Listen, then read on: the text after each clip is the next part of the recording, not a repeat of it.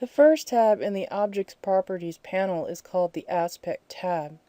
This tab allows you to preview the materials, modify materials, and change the way it is viewed in the 3D views and in renders.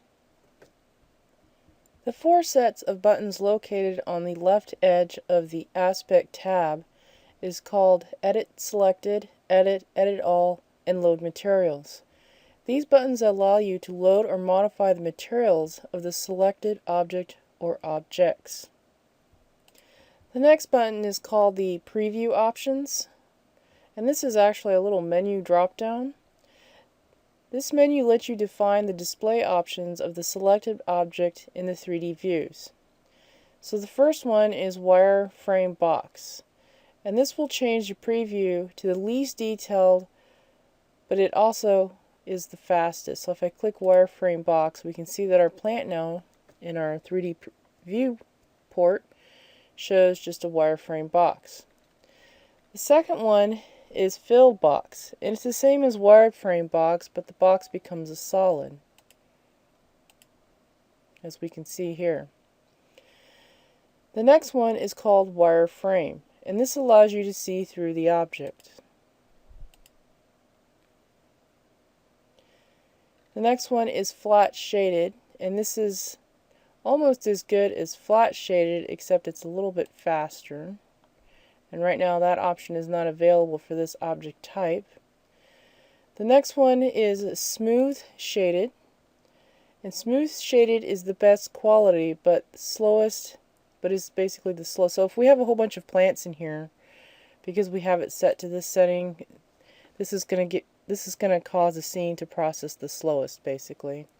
So if you're having some difficulties where your OpenGL is unable to preview things correctly, you might want to try some of these other options, like especially Wireframe. And Smooth Shaded happens to be the default. And then the lower half, these three buttons down here, these lower three buttons, is related to the visibility of the objects in the 3D views. So Locked, if I choose Locked, we notice here in our layers list that we see a little locked icon to the right side. So this is another way to lock it. The second one, locked, means you're not going to be able to accidentally move it. And you can tell when an object is locked because it'll be gray and transparent.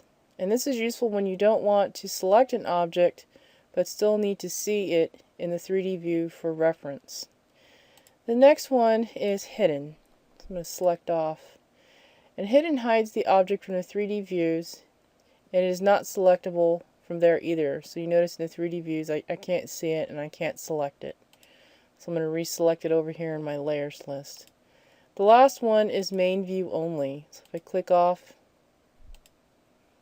I have multiple things. So you notice here that we can also select multiple things. We can do Hidden and Main View Only. So let me uncheck Hidden. And if I choose Main View Only, we notice that the plant only shows up in the main camera view and we don't see it in the side, top, or front orthogonal views. So let me change this back to the way it was.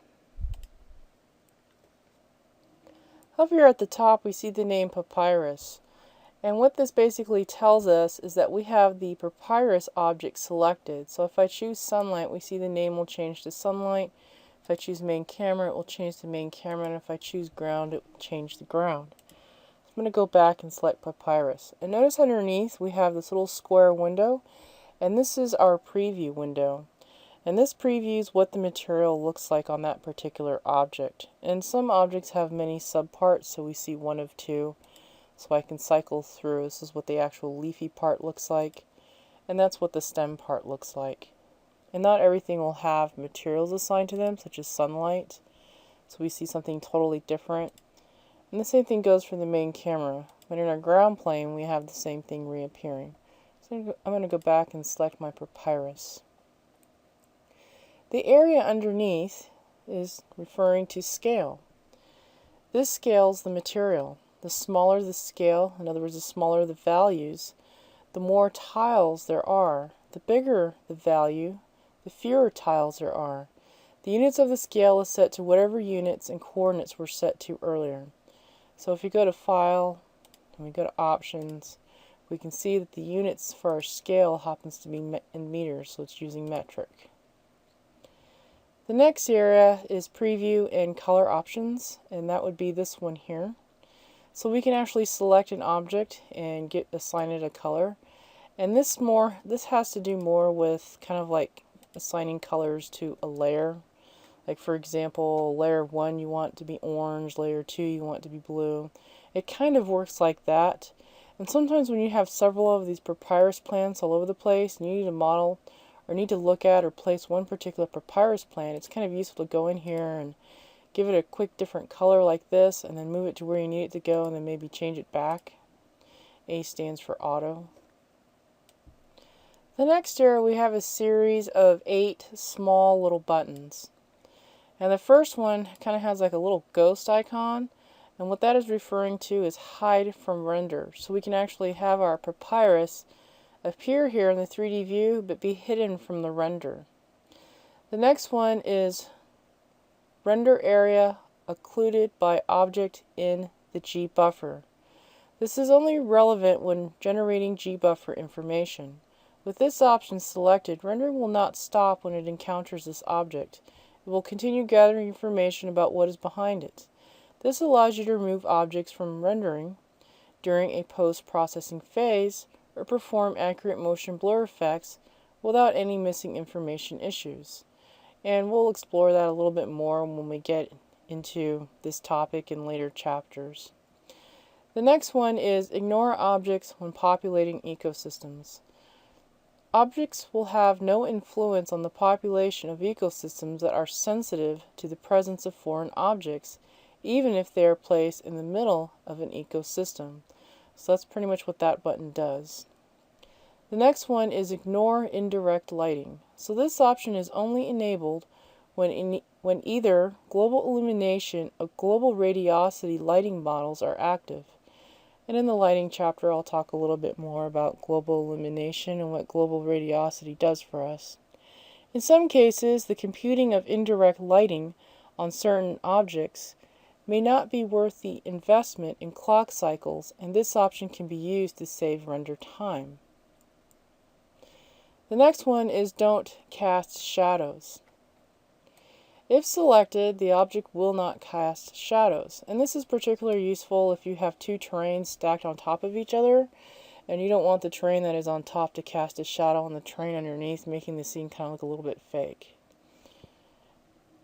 And you would have a situation like that where if you wanted to model one particular area in great detail, but you also wanted to have the terrain as a backdrop, like say you're modeling the Colorado mountains, and maybe you're modeling an area, maybe a small part of the town in the middle that's in the valley in more detail. So you would use a different terrain type for that, and then for the background you would have another terrain that's maybe not in such great detail that would model the mountains. Well, you don't want the terrain that you have on top of your mountain terrain to cast a shadow, so this is a way to turn that off. The next one is don't receive shadows. If selected, the object will not receive shadows, so you can use this one or this one to play with the shadows. The next box next to that is only shadows, so you can have the object not render, but have it shadow render instead. And then this last one is enable collision. This option enables equal particles collision with the selected object. And this button is mostly only used for when you want, like say, leaves to fall from the ground and to bounce off an object.